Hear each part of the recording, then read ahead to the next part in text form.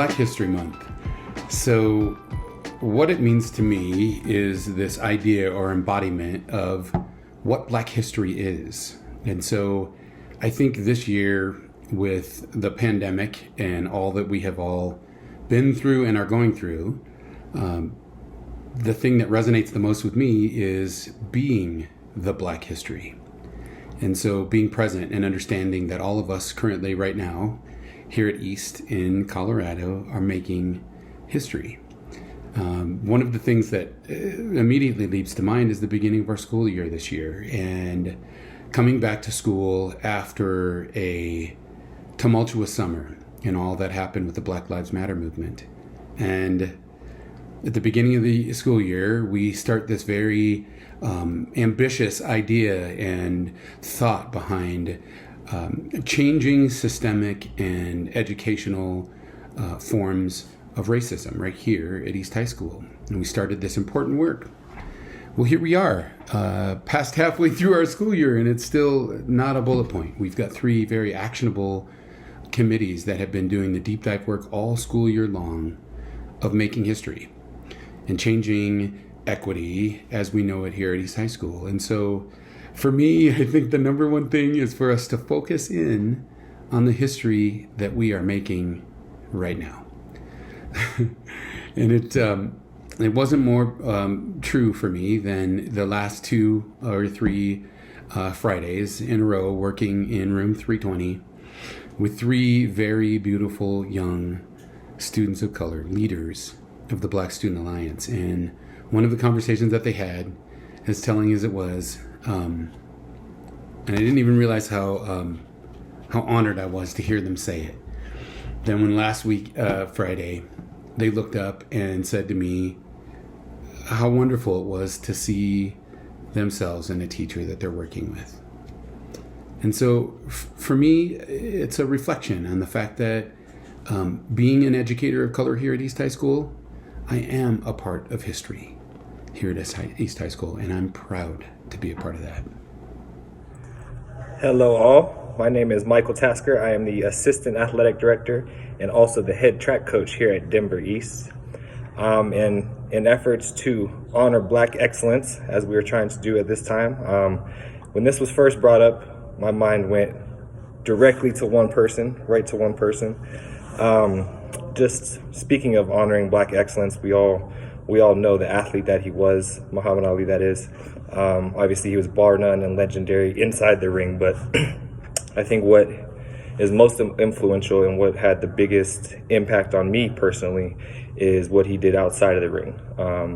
Being at the peak of his career and maybe being the most renowned athlete on the planet at the time, he still was able to, or willing to, sacrifice it all just because it was what he believed in, because he knew that there was a bigger cause that he needed to fight for, and he knew how important his voice was. I think Black excellence, especially in the athletic realm, gets narrowed down to just being an athlete, right? LeBron James saying, "I'm more than an athlete." I think Muhammad Ali epitomized that very early and was one of the first to do it. And it's interesting what he was willing to sacrifice, being that in current times, we're still fighting a lot of the same struggles and a lot of the same battles they were fighting then. So Muhammad Ali's influence at the time and learning his story has always impacted me and has always been the epitome of Black excellence all the way around. And I think even more so today that we can still take lessons from him constantly. And I try to do that in my own life, and I try to instill that in my athletes also. So the Black excellence all the way around is definitely epitomized by that guy, and he had the biggest, strongest influence on me, I think. Thank you. Hey, my name is Stephen Rumpelhammer. I go by Coach Rumpelhammer or Coach Rump. What Black excellence means to me was when I was first introduced to it when I came to America in 2006. I went to high school in Tulsa, Oklahoma, and of course, I wanted to be excellent just like everybody else. In my strive to be excellent, I was thinking about maybe I could just have the same opportunities as everybody else, okay? But as time went on, I realized I was treated differently, not because of my color of my skin only, because I had a strong accent. So in order to find some motivation, some purpose, I dig back into, as far as I understood, which was my background, was that my mother moved from America to the Netherlands as a black woman, and she was able to raise 7 kids there. So I found the strength to be in America, a foreign land, on my own, to be excellent in my own way. As I kept pushing and I kept striving to be excellent in my own way, I ran into some obstacles. The obstacles, they kind of put me down, but I always find motivation in something that other people of color, other black people have done throughout history. My strive for excellence was in football. So I always looked at people that had similar backgrounds or just kids that wanted to go further in life and that made something out of nothing. I strive to look at them. So what I did, I saw kids from impoverished backgrounds, kids from backgrounds that didn't have money, kids that came from foreign countries and whose second language was English, and they still managed to make a way, okay? So as I was going on, I couldn't be excellent anymore. I had to look for black excellence because I didn't have the same opportunity as some of my counterparts. So as I kept pushing and kept pushing, I came into a circle of a bunch of kids, or a bunch of college students that were black, and they were also striving for excellence. So I try to see what makes y'all special and why you believe that you're going somewhere. And that's when I learned, hey, you just have to be great and really got to push forward and find power and motivation where you can. So I always looked into people of color, black people specifically, to find motivation, find some power, okay?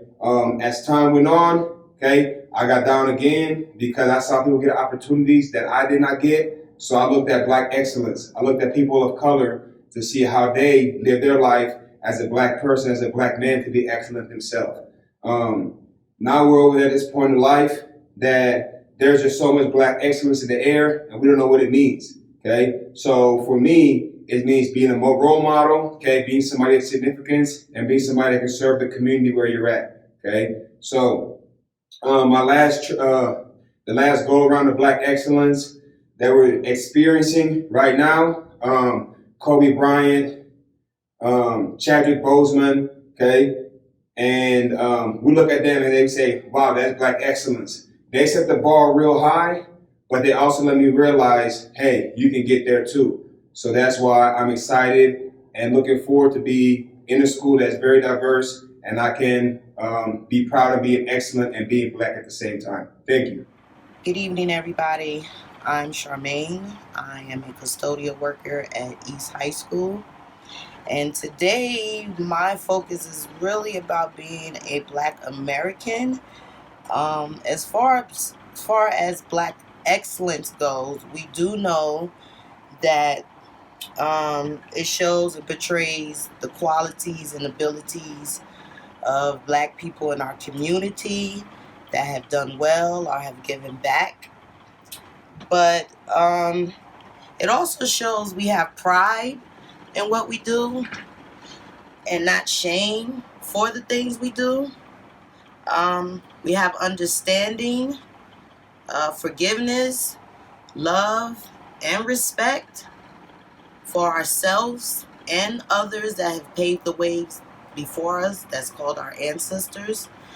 So truthfully, for me, being a Black woman in America now, I do feel the fear for my children, whether it be as us Black mothers, for our sons, our daughters, our husbands, uncles, fathers, for police brutality, just for the color of our skin, white supremacy. It's a lot of things I feel as a Black mother in America that I dread every day, for just walking down the street, being in the skin that I am. And it's kind of like one of those things where I've heard someone say, you know, being white in America basically means you had the luxury of saying, I should have complied.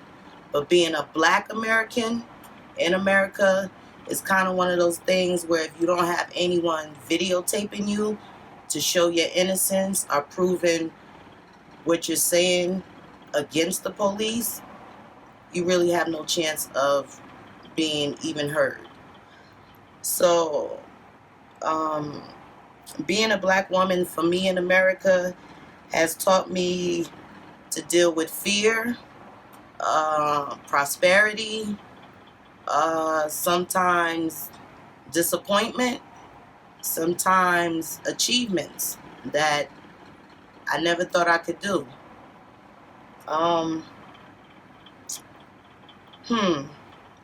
Being a black woman also made me realize, being here in America, that regardless of what anybody says or do, that we do have a place, and as long as our voices are heard, we will be seen and heard for the things that we believe in.